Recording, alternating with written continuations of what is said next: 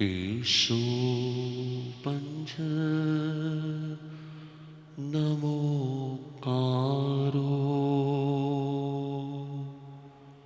सव पाव पणाशनो मंगलाणं च सौवेशिं परमं हवै मंगलम्। ध्यान प्रियो, ज्ञान साधना के इस महापर्व में एवरीडे कोई न कोई सब्जेक्ट आपके विचारों को, आपके भावों को विशुद्ध तो करते ही है, लेकिन आपके आत्मा को भी कर्म से मुक्ति का राह बताते हैं। कल था अंतराय कर्म का सब्जेक्ट और दिन भर बहुत सारे लोगों ने क्वेश्चन पूछाए, ऐसे कैसे होता है, इसका कैसे होता है। ये बताता है कि हमारे अंदर में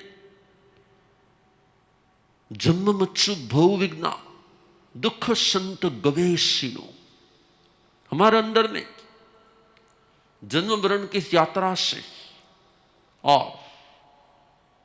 इस संसार भय से मुक्त होने का एक पुरुषार्थ तो अंदर में हो ही रहा है।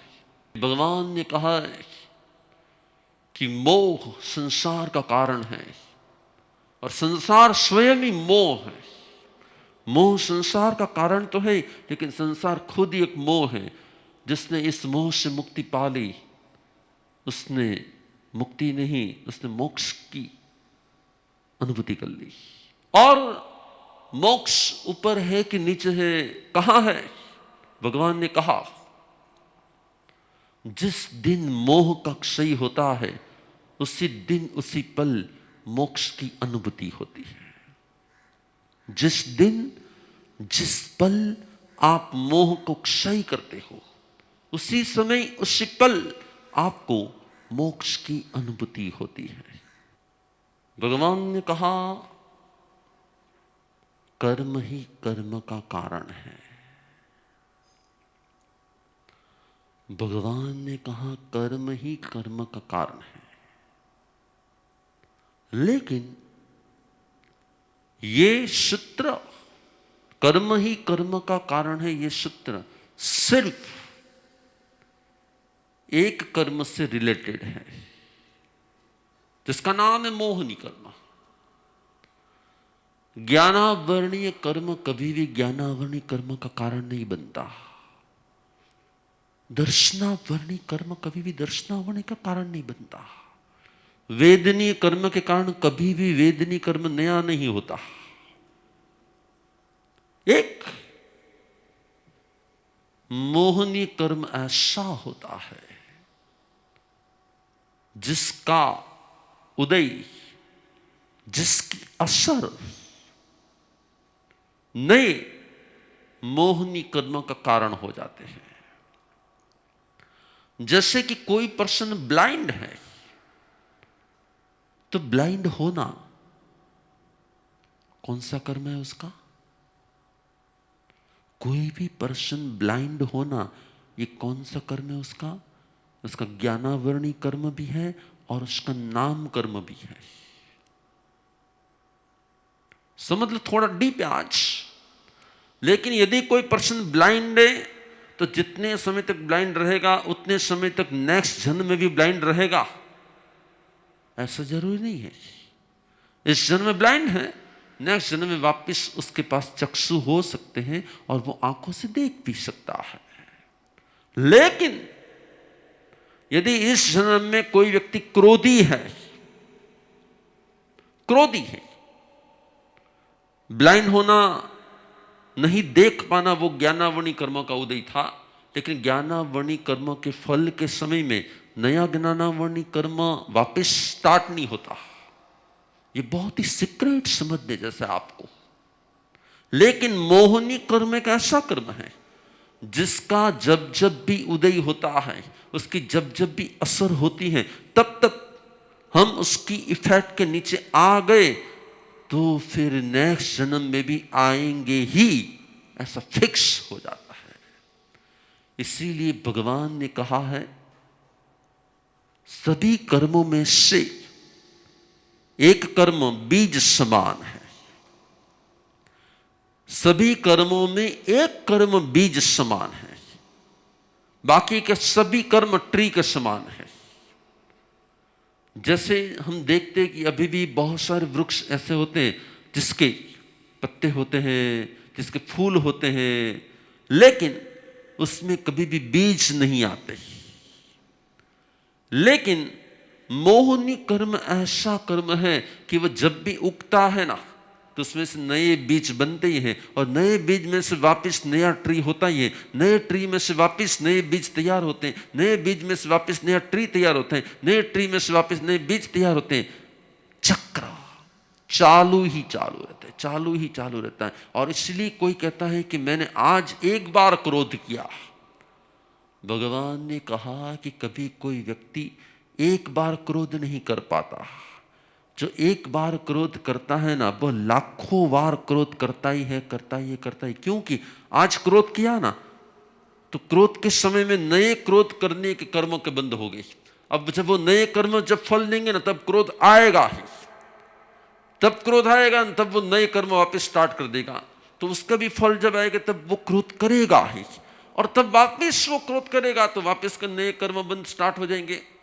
तो हमें याद रखना है कि अंध व्यक्ति कभी अगले जन्म में अंध होना जरूरी नहीं है, लेकिन क्रोधी व्यक्ति का अगले जन्म में क्रोधी होना फिक्स है।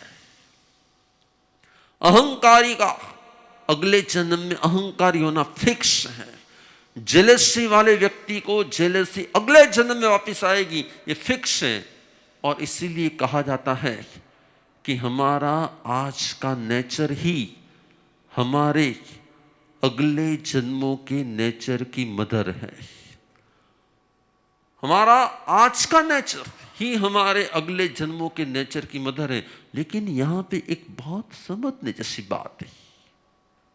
ये थोड़ा कठिन सब्जेक्ट है, लेकिन आप लोगों को समझना बहुत जरूरी है, क्योंकि इसी के आधार पर ही आप अपने फ्यूचर को ब्राइट कर सकते हो। इसी के आधार पर आप अपने नेचर को बदल सकते हो, और इसी के आधार पर नेचर बदल जाएगा तो आपका फ्यूचर बदल जाएगा। क्योंकि आपका नेचर आपके फ्यूचर का कारण है, सिर्फ फ्यूचर का ही कारण नहीं है। आपका नेचर आपके फ्यूचर के स्ट्रक्चर का भी कारण है। समझ लो बराबर इसको। जब भी आप क्रोध आदि करते हो,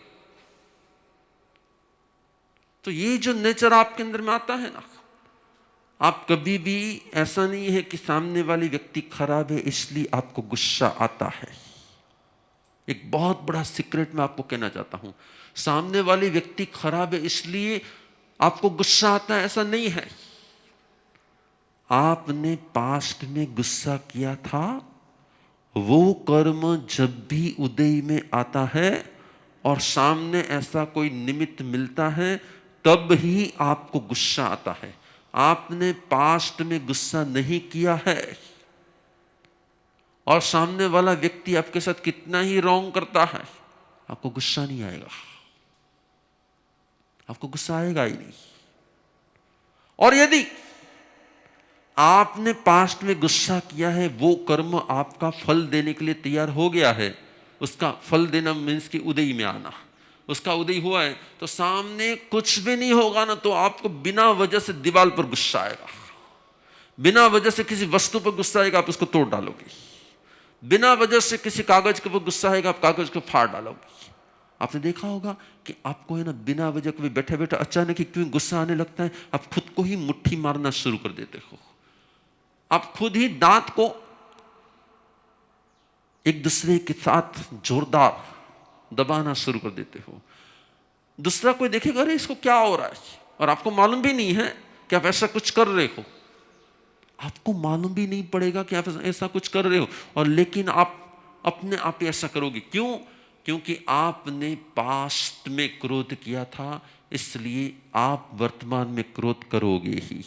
लेकिन हाँ, सबसे बड़ा सीक्रेट यह है, भगवान ने कहा कि यदि ऐसा ही रहेगा तो ये साइकिल कभी बंद नहीं होगी। आपने सोचा ना अभी, ऐसा ही रहेगा तो फिर क्रोध आएगा, फिर वापस क्रोध आएगा, फिर वापस, तो फिर ये साइकिल कभी बंद ही नहीं होगी। आपने जैसा ही सोचा, मैं आपको आंसर दे रहा हूं। हेलो, क्योंकि मुझे मालूम है आप क्या सोचने वाले हो, और आपने जैसा ही सोचा तो मैं आपका आंसर दे रहा हूं।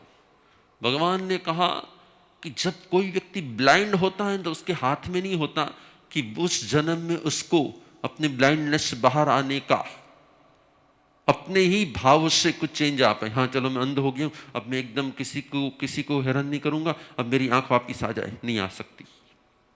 भगवान ने कहा ज्ञानावर्णी कर्म के उदय में हम चेंज करना चाहे तो चेंज नहीं कर पाते, लेकिन मोहनीय कर्म के उदय में आपने भी सीख लिया है कि मोहनीय कर्म से क्या होता है।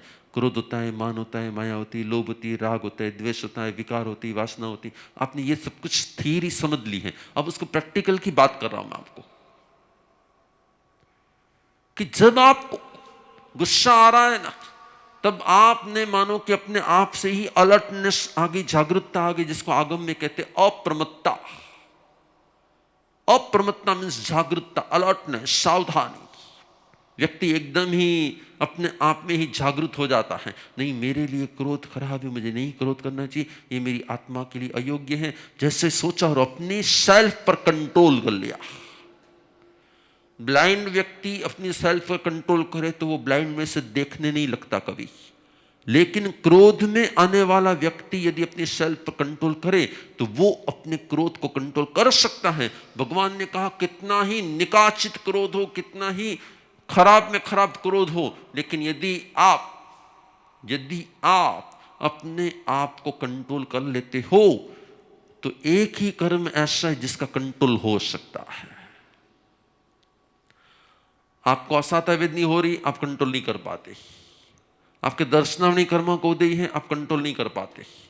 आपका शरीर खराब है, आप कोई प्रकार से कंट्रोल नहीं कर पाओगे। आपके अंतराय कर्मों का उदय है, आप कोई किसी प्रकार से कंट्रोल नहीं कर पाओगे। लेकिन आपके मोहनी कर्म का उदय है और आपको कंट्रोल करना है, तो आप अपनी जागरूकता से उसको कंट्रोल कर सकते हो।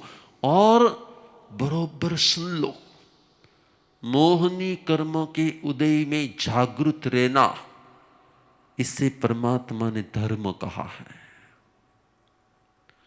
मोहनी कर्म के फल के समय जागरूक रहना और उसके फल का अनुभव नहीं होने देना अपनी आत्मा को, इसी को भगवान ने वास्तविक रियल शुद्ध धर्म कहा है। क्रोध आ रहा है, आप क्षमा भाव में रहे, भगवान ने कहा आपका क्षमा धर्म हो गया। अहंकार आ रहा है, आपने पोलाइटनेस, नम्रता, आपका क्रोध नाम का अधर्म गया और नम्रता आ गई, पोलाइटनेस आ गई, आपका धर्म हो गया। चिटिंग के फीलिंग्स आ रहे नहीं, बस उसको ऐसा ऐसा कहूंगा मेरा काम हो जाए, नहीं नहीं मुझे क्या चिट करना, ठीक है उसके कर्म वो जा रहे, मुझे मेरा कर्म जानना है। आपने जैसे ही अपने चिटिंग पर कंट्रोल कर लिया ना, आपका सरलता का धर्म हो गया। आपको कुछ लेने का मन हो रहा है बहुत, बस उसको वो मुझे खाना ही, वो मुझे लेना ही, वो मुझे पहनना ही, वो मुझे करना है। नहीं नहीं, जान देना क्या ये मोह करना, अपने को मोह भाव में नहीं रहना है। इस सब कितनी ही वस्तु को तो अनंत बार भुगती है, अब मुझे नहीं भुगतना है, मैं अपनी सेल्फ कंट्रोल करता हूं। और आपने उसको अंदर में आए उस लोभ को कंट्रोल कर लिया। जैसे ही कंट्रोल कर लिया वो आपके लिए धर्म हो गया, और कंट्रोल नहीं किया और उस वस्तु को आपने भोग ली तो आपके लिए अधर्म हो गया। भगवान ने कहा धर्म और अधर्म सीधा कनेक्टेड होता है मोहनीय से। ये सब्जेक्ट मैं 1 महीने तक कंटिन्यू आपको समझाऊं या 1 साल तक कंटिन्यू समझाऊं ना, इतना इतना बड़ा सब्जेक्ट है। और ये समझना इसलिए जरूरी है कि जिसने अपने मोह पर कंट्रोल कर लिया उसका उसी पल मोक्ष हो गया।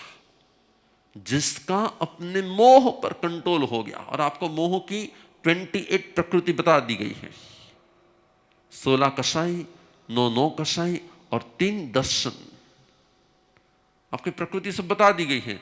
अब सिर्फ इस 28 पर ही कंट्रोल करना अपने आप में ही मोक्ष का कारण है। भगवान ने कहा मोह संसार का बीज है, बीज में से ही पूरा संसार का ट्री उगता है, और उस ट्री में से वापस बीज बनता है, बीज में से वापस पूरा ट्री बनता है, ट्री में से वापस बीज बनता है, बीज में से वापस ट्री बनता है, ट्री में से वापस बीज बनता है, बीज में से वापस ट्री बनता है। मोह में से वापस मोह होता है, मोह में से वापस मोह होता है, मोह में से वापस मोह होता है, और संसार चलता है। लेकिन जिस दिन हमने उसकी एक कड़ी को तोड़ दिया, एक लाइन तोड़ दी, जब जब भी हमारे अंदर मोह भाव आता है और हमने ब्रेक लगा दी ना, तो आपने सिर्फ ब्रेक ही नहीं लगाई है, आपने अनंत काल के संसार को ब्रेक कर दिया है। आपको फिर एक बार मैं कहता हूं कि जब भी कोई व्यक्ति ब्लाइंड होता है ना, जब भी कोई व्यक्ति ब्लाइंड होता है ना, तब वह ब्लाइंड होने के कर्मों को भुगत लेता है, लेकिन अगले जन्म में वापस ब्लाइंड नहीं होता वो। अभी मानो कि किसी के पैर कट गए तो वो पैर कटे हुई अवस्था में अपने जीवन को पसार कर सकता है, लेकिन अगले जन्म में उसके पैर कट जाएंगे ऐसा नहीं है। तो आज उसके ऐसे कर्मों का उदय था, इसलिए उसको वो भुगतना पड़ता है, लेकिन अगले जन्म में वो साथ में नहीं आते। लेकिन मोहनी कर्म का असर जब भी उसने भुगतना स्टार्ट किया तो नेक्स्ट में उसका मोह सेट हो गया। इसलिए कहा जाता है कर्म ही कर्म का कारण है, मोह ही मोह का कारण है। इसलिए ऐसा मत मानो कि आपका अपने नेचर पर कंट्रोल नहीं है। प्रॉब्लम यह है कि आपके मोहनी कर्म का उदय होता है तो आपको गुस्सा आने वाला ही है। लेकिन हाँ, यदि आपने संयम करना चाहा, यदि आपने कंट्रोल करना चाहा, तो एक भी मोह ऐसा नहीं है जिसके ऊपर आप कंट्रोल नहीं कर पाते। चाहे विकार का मोह हो, चाहे स्त्री वेद हो, चाहे पुरुष वेद हो, चाहे नपुंसक वेद हो, चाहे अनंतानुबंधी क्रोध हो, चाहे अप्रत्याख्यानी क्रोध हो, चाहे प्रत्याख्यानावर्णी क्रोध हो, चाहे संज्वलन क्रोध हो, चाहे हास्य हो। कई व्यक्ति बहुत जोर जोर से हंसते हैं, और कई व्यक्ति को अपने हास्य पर कंट्रोल करना आता है, सेकंड में हास्य पर कंट्रोल आ जाता है। आपने देखा होगा कि आप अपने हंसी पर कंट्रोल ला सकते हो। तो भगवान ने कहा हास्य, रति, अरति, भय, सुख, दुर्गुंछा, ये सभी मोह के प्रकार ही हैं। और मोह ही ऐसा कर्म है जिसके पर कंट्रोल आ सकता है, बाकी के कर्म पर कंट्रोल नहीं आ सकता। मोह ही ऐसा कर्म है जिसके उदय में हम नया बंद करते हैं, बाकी के कर्म जब उदय होते तब नया बंद नहीं करते हम। जनित अजमेरा મથેનો નામી ગુરુદેવ यस કે દર્શનાવર્ણીય કર્મ અને દર્શન મોહનીય કર્મનો ભેદ કેવી રીતે यस સમજાય? यस यस दर्शनावणी कर्म है जो हमारी दृष्टि, देखने रूप जो दृष्टि है ना, काला पीला लाल ये कलर वगैरह जो देखने की दृष्टि है ना, उसका जो आवरण करता है, सामान्य ज्ञान का जो आवरण करते हैं उसको दर्शनावणी कर्म कहा जाता है। और दर्शन मोहनी की व्याख्या है तुम्हारा थिंकिंग, आपकी बिलीफ, कि आपकी बिलीफ क्या है, आपकी मान्यता क्या है, आपका थिंकिंग क्या है। इसको दर्शन मोहनी कहा जाता है। यदि राइट थिंकिंग की ओर आप जा रहे हो तो संकित मोहनी कहा जाता है। रॉन्ग बिलीफ है आपकी तो उसको मिथ्या मोहनी कहा जाता है, और मिक्सिंग है तो उसको मिश्र मोहनी कहा जाता है। तो दर्शन मोहनी के 3 प्रकार हैं, लेकिन यहां पर जो दर्शन मोहनी है वो इस प्रकार से है। इसलिए दर्शनावणी कर्म है वो सिर्फ देखने में जो आवरण करता है वो दर्शन आवरण कर्म है, और एक दर्शन मोहनी कर्म जो आपकी बिलीफ में, आपके थिंकिंग में, आपके विचारों में, आपकी मान्यताओं में मिथ्या तत्व लाता है, उसे कहा जाता है दर्शन मिथ्यात्व कर्म, दर्शन मोहनी कर्म। ओके, दोनों में बहुत बड़ा फर्क है। अंडरस्टैंड? ओके, મધ્યાહન વંદના ગુરુદેવ. यस। ગુરુદેવ, એવું થાય કે આપણે જાગૃતતા રાખવાની ટ્રાય કરીએ બટ ક્રોધ થઈ ગયો આપણાથી, તો પછી આપણને રિયલાઇઝ થયું કે આ સાયકલમાં આપણે પડી ગયા મોહનીય કર્મની, તો પછી એને બ્રેક કરી શકાય કોઈ રીતે ક્યારે? देवानु प्रियो, हमें समझना है कि जागरूकता रखते हुए भी हमारे से क्रोध हो गया। अब होने के बाद हमें रियलाइज होता है कि मेरे से गुस्सा हो गया, गलत हो गया। तुम पश्चाताप से भी उसकी जो लिंक है, उसका जो बंध हुआ है, उसको क्षय कर सकते हैं और नए क्रोध को रोक भी सकते हैं। इसलिए भगवान ने कहा है कि क्रोध को आने से पहले हम जागरूकता रखें। फिर भी शायद मनुष्य है, हो गया, तो बाद में हम पश्चाताप से भी अपनी उस क्रोध वृत्ति को शांत कर सकते हैं। करने से पहले जागरूकता हो जाए तो पश्चाताप से भी हम उसको विशुद्ध कर सकते हैं। ओके, जैनित सा नासिक। મધ્યાહન વંદામી ગુરુદેવ. यस। મને ક્વેશ્ચન હતું કે આપણને ક્યારે ખબર પડે કે મૌન્ય કર્મનો ઉદય થઈ ગયો છે? કેમ કે ગુસ્સો તો આપણે હર સેકન્ડે કરીએ. भगवान महावीर ने कहा, सर्वज्ञ भगवान ने कहा कि संसार में रहने वाला हर एक मनुष्य 24 आवर हर पल मोहनी कर्म का उदय अनुभव करता ही है। चाहे सूक्ष्म क्रोध चलता है, चाहे बादर, बादर मीन्स बड़ा, चाहे क्रोध नहीं चलता तो कोई लोभ चलता होगा, लोभ नहीं चलता होगा तो वेद चलता, तो वेद की व्याख्या है सेक्सुअलिटी। वो नहीं चलता होगा तो हास्य चलता होगा, हास्य नहीं चलता होगा तो संसार के प्रति आनंद का भाव रति चलता होगा, संयम के प्रति अरति का भाव चलता होगा, या फिर किसी वस्तु का लोभ चलता होगा, या फिर अपने को साता मिल जाए इस प्रकार के अंदर की इच्छा चलती होगी। भगवान ने कहा संसार का एक भी व्यक्ति बिना मोह की एक पल भी नहीं बिताता है, लेकिन जब जब हम स्वाध्याय में, ध्यान में, कौशक में, साधना में समय को बिताते हैं तब तब हमारा मोह मंद होता जाता है, और धीरे धीरे धीरे धीरे मंद हुआ मोह बंद हो जाता है। इसलिए, और जो मोह तीव्रता से बाहर में आता है उसको आप देख भी पाते हो, उसको आप समझ भी पाते हो कि गुस्सा आ गया, लोभ हो गया, विकार हो गया, तो उसको आप जागरूकता से बंद कर सकते हो, कम कर सकते हो, घटा सकते हो। ओके, मोनिका दीदी, ऑस्ट्रेलिया. मध्याह्न वंदामी गुरुदेव. गुरुदेव, अनंतानुबंधी अप्रत्याख्यान પ્રત્યાખ્યાન વર્ણી અને સંચવલન, એમાં હું થોડી કન્ફ્યુઝ થઈ ગઈ. એટલે ઇઝ ઇટ અ ભાવ જે આપણે કરીએ ઈ કે જે આપણે કરી ચૂક્યા છીએ? आपके अंदर में जो भी क्रोध, मान, माया, लोभ होते हैं उसकी कैटेगरी को भगवान ने अनंतानुबंधी, अप्रत्याख्यानी, प्रत्याख्यानावणी और संजवलन ऐसी 4 कैटेगरी में डिवाइड किया हुआ है। अति क्रोध, थोड़ा कम क्रोध, एकदम क्रम क्रोध, और एकदम अभी आया अभी गया ऐसा क्रोध। जैसे आप किसी बकेट के अंदर में 1 टीस्पून फुल ब्लू डालते हो तो इतना ही ब्लू होगा। आप मुट्ठी भर के डालते हो तो इतना ब्लू होगा। आप पूरा उसका बॉक्स से वो डाल देते हो तो और ज़्यादा ब्लू हो जाएगा, और उसका पूरा कार्टून डाल दो तो फिर उससे भी ज़्यादा ब्लू हो जाएगा। इसी प्रकार से आत्मा के भावों में क्रोध का मिल जाना, अति मिल जाना अनंतानुबंधी है, थोड़ा कम मिल जाना अप्रत्याख्यानी है, उससे भी कम मिलना प्रत्याख्यानावर्णी है, और स्लाइट मिल जाना उसको संजोलन कहा जाता है। तो भगवान ने कहा आपके अंदर की भावों की अलग अलग कैटेगरी होती है, और कैटेगरी के अनुसार ही आपका फ्यूचर सेट होता है।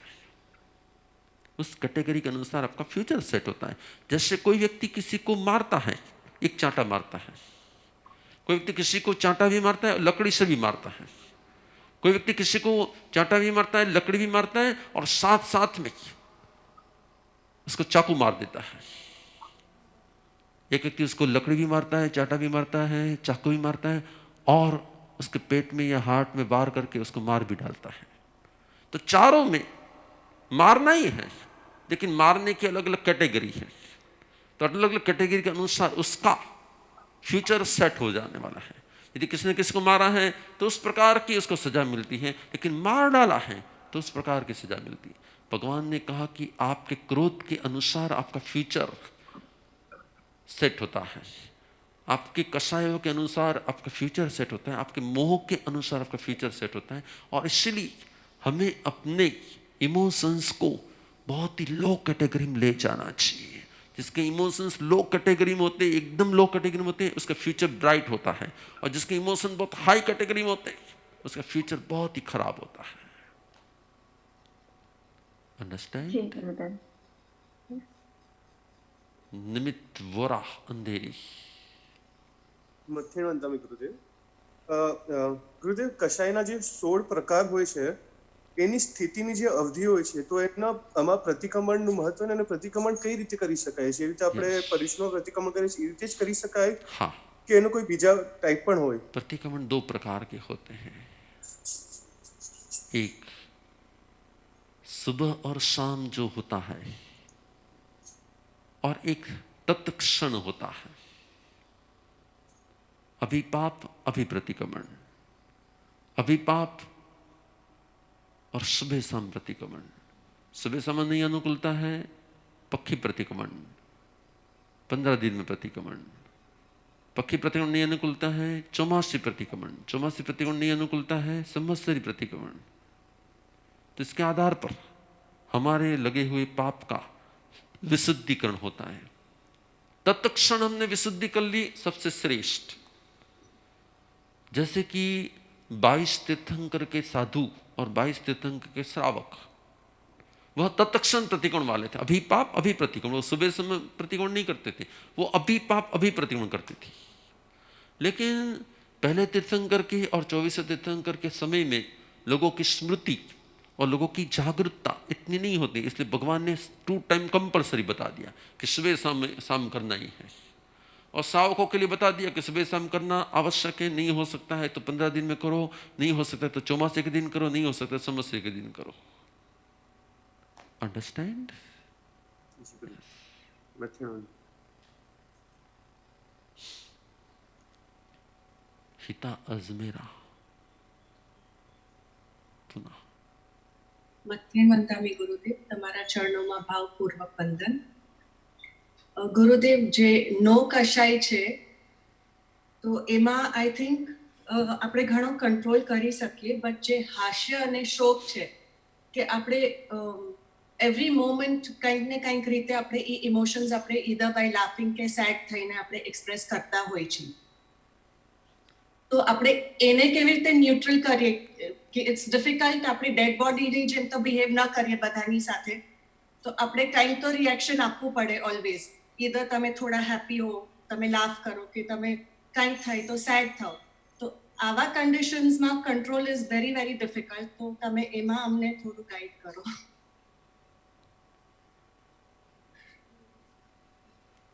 देखो, मैं आपको आंसर दे रहा हूं। आप ऑलवेज स्मित में रहो। स्मित में रहना है कि अपनी समाधि में रहना है। समाधि वाला जो व्यक्ति होता है वो सभी के साथ में बहुत ही नेचुरल लाइफ जी सकता है। जरूरी नहीं है कि आपको लाफ करना, जरूरी नहीं है कि आपको सैड रहना, जरूरी नहीं है कि आपको अलग अलग प्रकार के एक्सप्रेशन बताना। आप यदि एकदम स्माइलिंग रहेंगे तो ऑटोमेटिक आपके पूरा फैमिली भी, आप जहाँ पे भी रहते हो वो हर एक व्यक्ति भी कंफर्ट फील करेगा।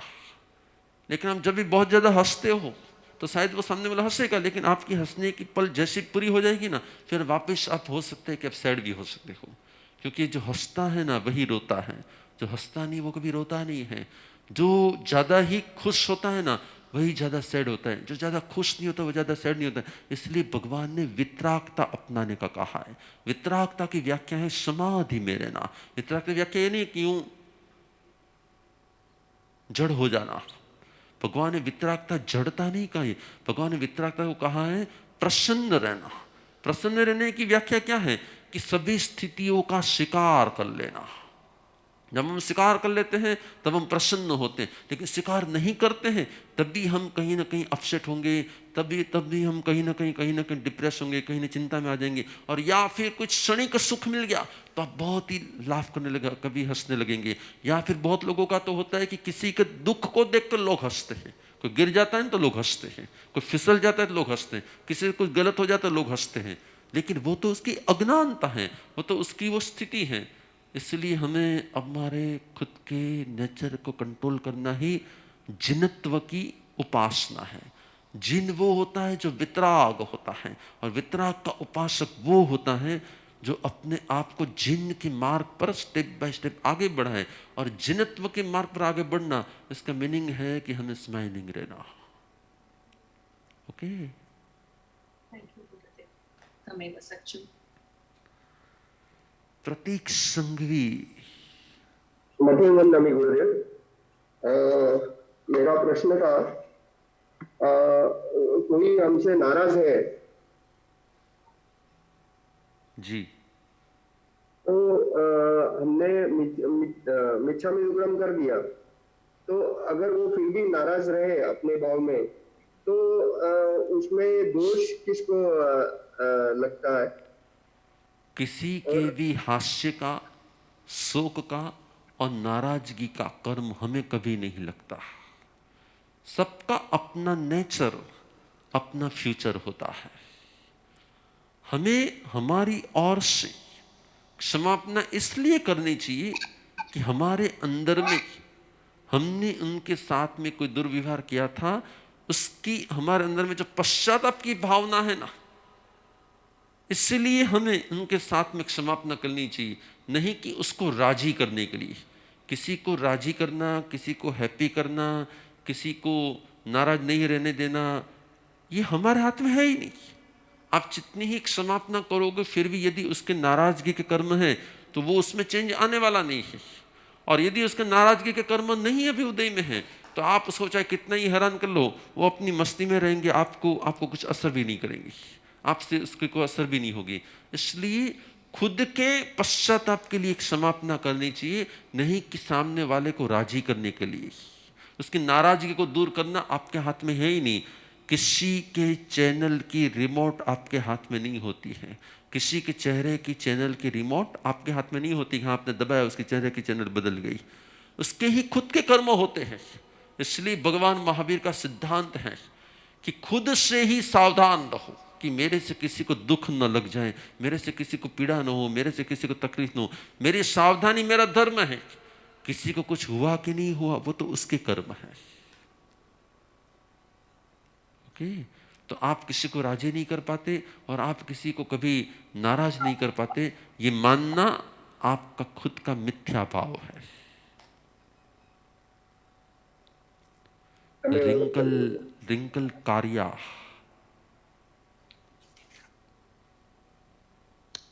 મધ્યાહન વંદનામી ગુરુદેવ।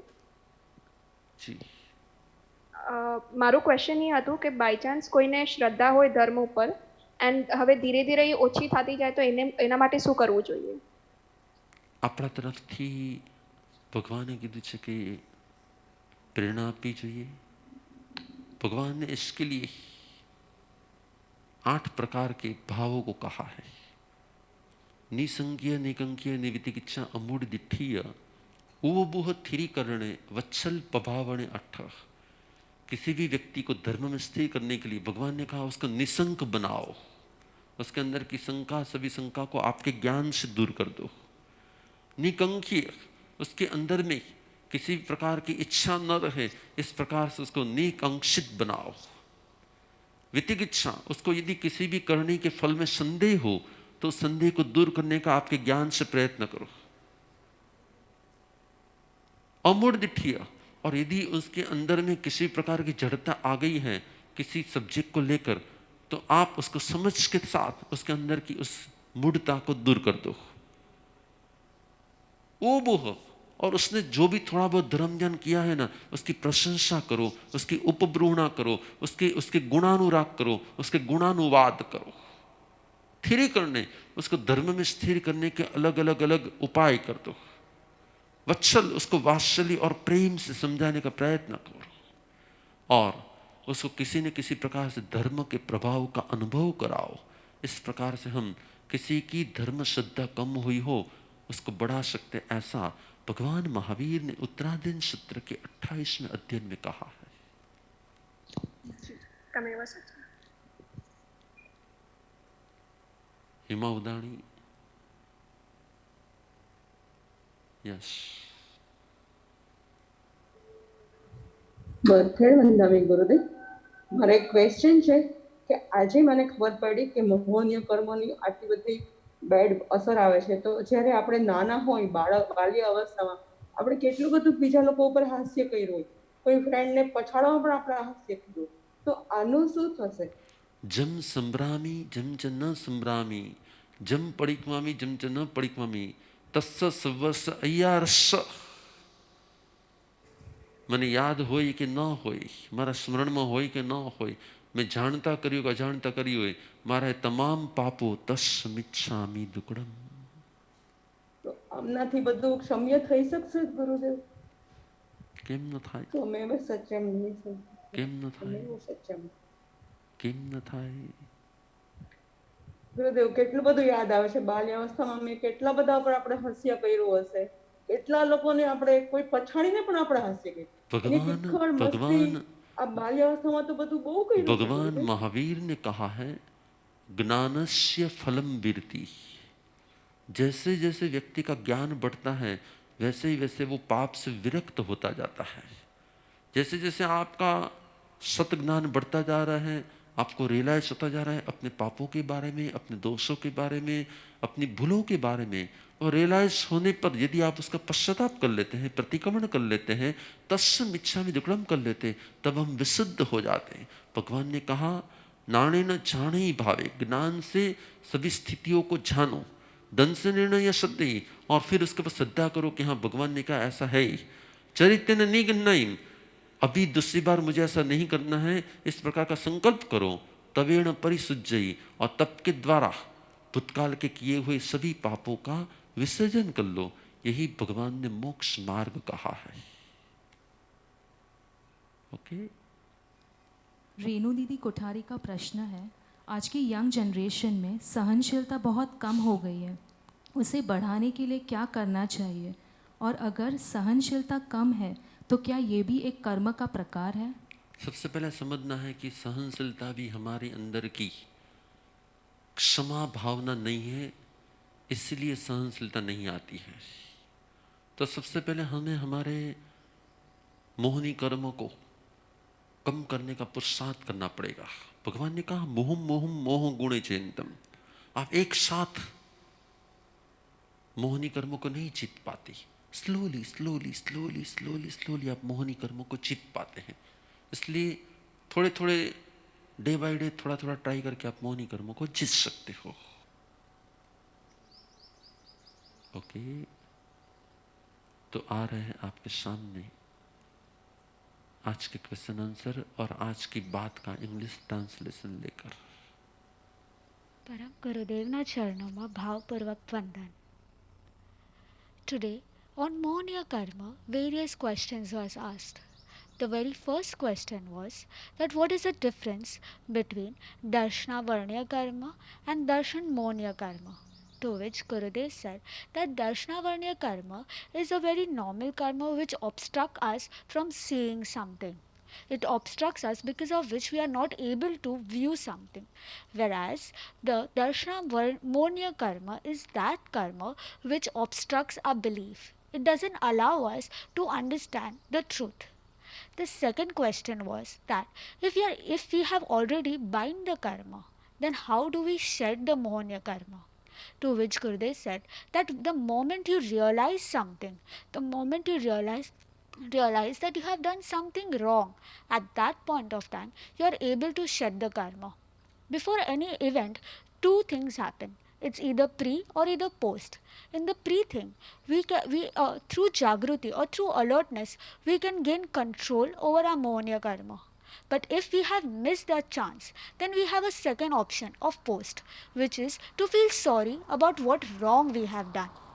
The third question which was asked was that how do you come to know that right now I am binding Mohanya karma? To which Gurudev said that 24 hours, some out of the 28 prakriti, some or the other prakriti, some or the other type, we are always experiencing in our life. Be it hasya, be it shok, be it krodh or be it man. Every moment of our life, we are facing and experiencing Mohanya karma in our life. So now, how do we gradually decrease it?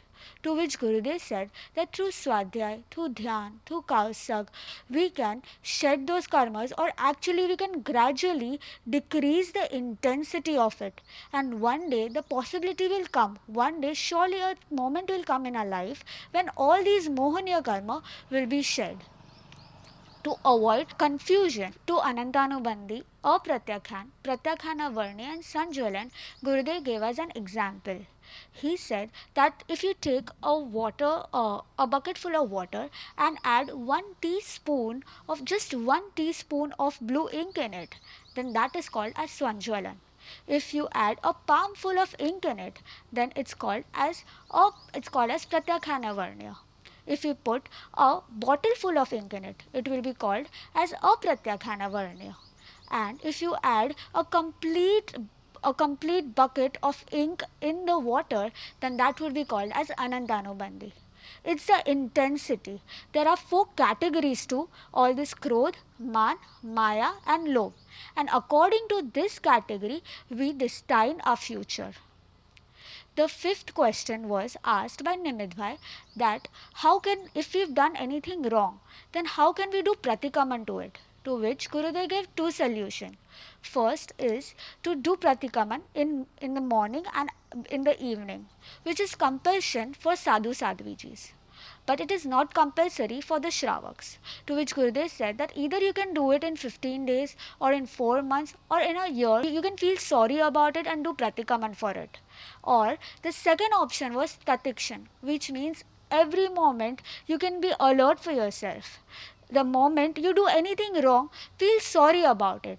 He said that the Tirthankars from 2nd to 23rd, sadhu sadhvijis belonging to these Tirthankars and the Shravak used to never do pratikaman in the morning and the evening. They were so alert that every moment of their life they would do their pratikaman.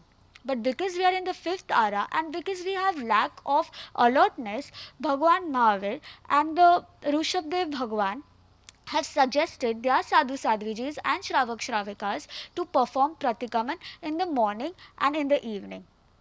The next question was asked by Hita Didi Ajmera, a very beautiful question, that how can you avoid hasya and shok in your life? Why can't we become neutral? Because we need to express ourselves. How can we cope up with that? To which Gurudev gave a very nice answer. Rather, I wouldn't call it an answer, but just an action. He just smiled. It's a smile which can change everything. It's not compulsory to express ourselves again and again. Because when we feel like laughing, then there is a possibility that someday when things don't work out as we want it to work out, at that time we'll have the feeling of depression or shok inside us. The next question which was asked was that if the opposite party is feeling sad or is feeling happy or depressed, then will I bind karma? To which Gurudev said, no, it is not possible. It is the person's nature which will bind the karma. He said that one should ask for forgiveness because that is his own nature, because you have done something wrong and that is why you ask forgiveness for it. You don't ask forgiveness because you want to make him feel happy. The next question which was asked was, if somebody wants to bring stability in dharma in other person's life, then what should one do? To which Gurudev said that in Uttaraadyan Sutra there are 8 bhav which Lord Mahavir has said, which Bhagwan Mahavir has said. The first being Nishankhya, Nikankhya, Nivitigicha, Amud Drashti, Uvabuha, Thirikaran, Vatsalya and Prabhavna. Through these 8 mediums, you can help somebody gain stability in religion. The next question which was asked was that when we were young, we have done very many wrong things. And today, because we've acquired knowledge, we can feel sorry about it. But how do we shed those karmas? To which Gurudev said that in 5th Shraman Sutra, in our Pratikaman, there are 4 words which comes.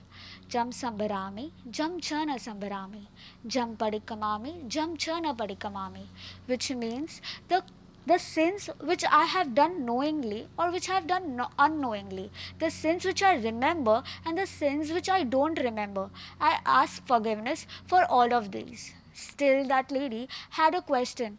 By saying just 4 words, will I be able to shed my karmas? To which Gurudev said, yes, for surely we will be able to shed these karmas through these 4 words. The next thing Gurudev said that when you acquire knowledge in our life, at that point of time, we understand something.